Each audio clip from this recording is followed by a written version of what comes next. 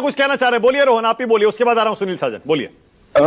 मानक जी, मैं इतने देर से सुन रहा था सबकी बात, और एक चीज हो गया है कि ये दो पार्टी जो बीजेपी और तृणमूल को, जो आपने आधा घंटे के ऊपर ये लोग अभी बात कर रहे थे और मौलाना साहब जो बात कर रहे थे, देखिए आज देश का हाथ, देश चला रहा है दोनों पार्टी में, देश चला रहा है बीजेपी और बंगाल चला रहा है टीएमसी।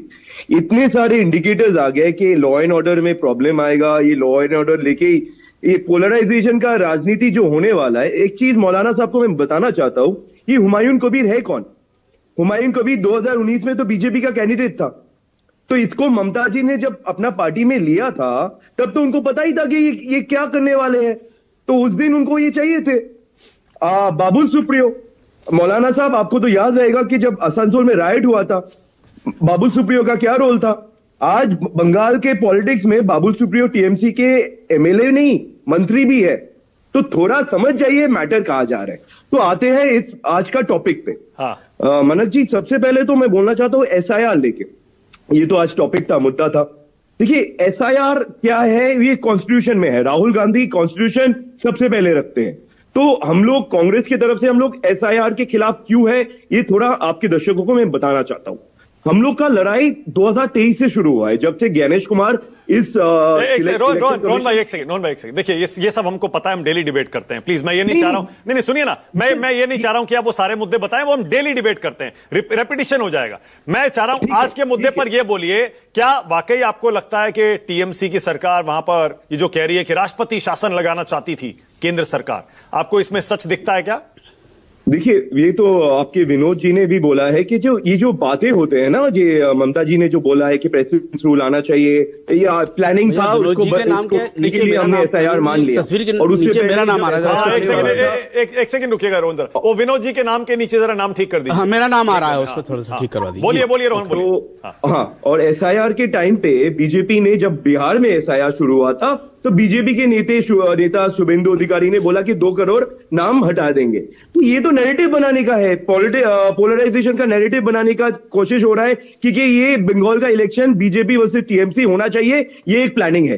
तो ये है नहीं, क्या बात कर रहे हैं आप? वो है बीजेपी वर्सेस टीएमसी, ये तो नहीं है ना। आप ही बता दीजिए फिर किसके पीछे बंगाल का चुनाव? तो आपने अभी अधीर चौधरी का बयान क्यों दिखाया फिर? अधीर चौधरी का बयान क्या आपने बीजेपी और टीएमसी को एक मुद्दे पे लगाने के लिए दिया? ये तो एकदम नहीं है। कांग्रेस के भी आज अगर कोई फेसेस है ममता जी के खिलाफ बंगाल में, तो वो कांग्रेस में है। जो ये जो एक सेकंड रोहन एक सेकंड भाई, एक सेकंड, थोड़ा क्लियरली बोलिए ना, बंगाल का चुनाव किन पार्टियों के बीच है, बोलिए। बंगाल का चुनाव जब हुआ था 2011 में हुआ था, टीएमसी वर्सेस सीपीएम कांग्रेस के साथ। हाँ, आज भी ये लड़ाई होगा, 3 वे कॉन्टेस्ट होगा, कांग्रेस लड़ेगा टीएमसी और बीजेपी के खिलाफ। और ये जो पोलराइजेशन का नैरेटिव है, क्योंकि ये चीज में फायदा सिर्फ बीजेपी और टीएमसी को होता है। ओके, मतलब बंगाल में इंडिया गठबंधन नाम की कोई चीज नहीं है ना अभी? बंगाल में देखिए, इंडिया गठबंधन 2024 में टीएमसी के साथ क्या कांग्रेस थे? नहीं थे ना। कांग्रेस तो 2011 के बाद टीएमसी। ठीक है, ओके, ऑलराइट, मीडिया में क्यों हमेशा बोलने रहते हैं? ठीक है, अगला सवाल। ममता जी एक जगह पे है। ठीक है, ओके, अगला सवाल। रोहन भाई, अगला सवाल ये, क्या वाकई पश्चिम बंगाल के हालात इतने बुरे हैं कि वहां राष्ट्रपति शासन लगना चाहिए? देखिए, कोई भी मैं तो एकदम खिलाफ हूं राष्ट्रपति शासन के। क्यों? इधर पे एक मेजोरिटी गवर्नमेंट चल रहा है, हम लोग क्यों अनकॉन्स्टिट्यूशनल कोई बात? ठीक है, ओके, मैं घुमा के पूछता हूं, पश्चिम बंगाल की ममता सरकार को 10 में से कितने नंबर देते हैं? रोहन मित्रा, कांग्रेस के प्रवक्ता, बोलिए। नहीं, वही तो मैं आपके आ रहा हूं। देखिए, इश्यूज, मुद्दे, आज बंगाल में नौकरी नहीं है, आज इंडस्ट्रीज चल जा रहे हैं, लेकिन ये सब बात लेके कोई बात नहीं कर रहा है। सिर्फ आ जा रहा है कि बाबरी मस्जिद होने वाला है, कि मुशीराबाद में लॉ एंड ऑर्डर, शुभेंदु अधिकारी को खालिस्तानी बोला एक पुलिस ऑफिसर को, तो टीएमसी ने उसको केस क्यों नहीं किया? लॉ एंड ऑर्डर का कोई मेंशन नहीं हो रहा है। रोहन भाई, जवाब नहीं दे रहे आप। मैं आपसे पूछ रहा हूं, बंगाल की ममता सरकार को 10 में से कितने नंबर देते हैं कांग्रेस के प्रवक्ता?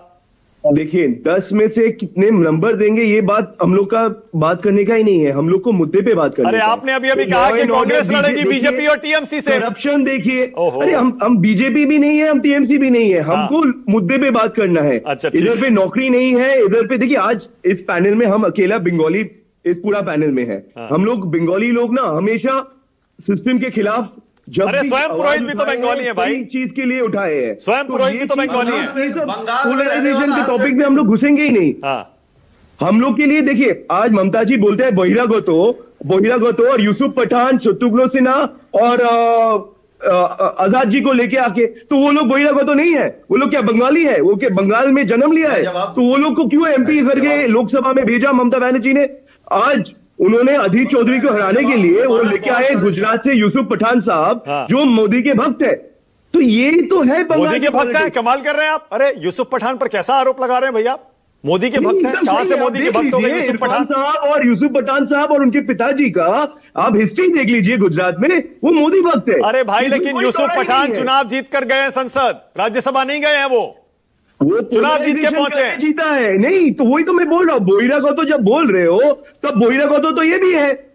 ये लोग क्या बंगाल में जन्म लिया है क्या? ये क्या स्वयं पुरोहित जैसे कि बंगाल वाले नेटिव है? रोहन मित्रा जी, अब मुझे जवाब देने दीजिए। सर्वप्रथम मैं आपको बता देता हूं कि 1934 में मेरे दादाजी कलकत्ता आए, ब्रिटिश शासन था, और तब से आज तक मेरा जन्म, मेरे बच्चों का जन्म, और सब हम बंगाल में कमाते खाते, सब कुछ पढ़ाई शिक्षा पुरोहित सब जी, बंगाल आपने में। मेरा बात ही नहीं जैसे सुना। जापान, मैंने सुनो आपको ना, नहीं सुनो बोला ना, कि आप जापान में रहने स्वयं पुरोहित वाला रोहन मित्रा आप बांग्ला में बात करेंगे, मैं अभी आप अपने संगे बांग्ला कथा बोलबो, किंतु इस तरह की नफरती बात मत करिए। आप कांग्रेस पार्टी को बिलोंग करते हैं, एक महान विचारधारा। और रही बात यूसुफ पठान की, तो मैं आपको बता देता हूं, बाबा साहब भीमराव अंबेडकर बंगाल से नहीं थे, मगर वो बंगाल से रिप्रेजेंट करते थे। उन्होंने जब चुनाव जीता था, बंगाल से उनको भेजा गया था संसद में। यह आपको पता होना चाहिए, जो संविधान के निर्माता है। दूसरी बात, आपने जो बंगाल के अंदर में जो बात की कि ममता बनर्जी और बीजेपी, तो आप मुझे बताइए ना, अधीर रंजन चौधरी जो बात करते हैं उसकी बात में और आपके जो पार्टी के जो अध्यक्ष है उनकी बात में समानांतर क्यों नहीं है? अधीर रंजन चौधरी भाजपा के एजेंट है, ये हम पहले भी बोलते थे और आज भी बोलते हैं। 2024 का जो गठबंधन देखिए, नहीं ये सब कहानी हुआ, इसलिए वो आपको ड्यूटी बाहर से अधीर लेके रंजन आना चौधरी पड़ा। नहीं हुआ। आपका मगर खुद का आप आदमी सुनिए इधर पे दादा, अधीर जी को ओके, बताना सुनील नहीं साजन पड़ा, को लाइए। आपको लाना पड़ा और यूसुफ सुनील पठान। साजन को लाइए। सुनील साजन को लाइए। सुनील, अब आपकी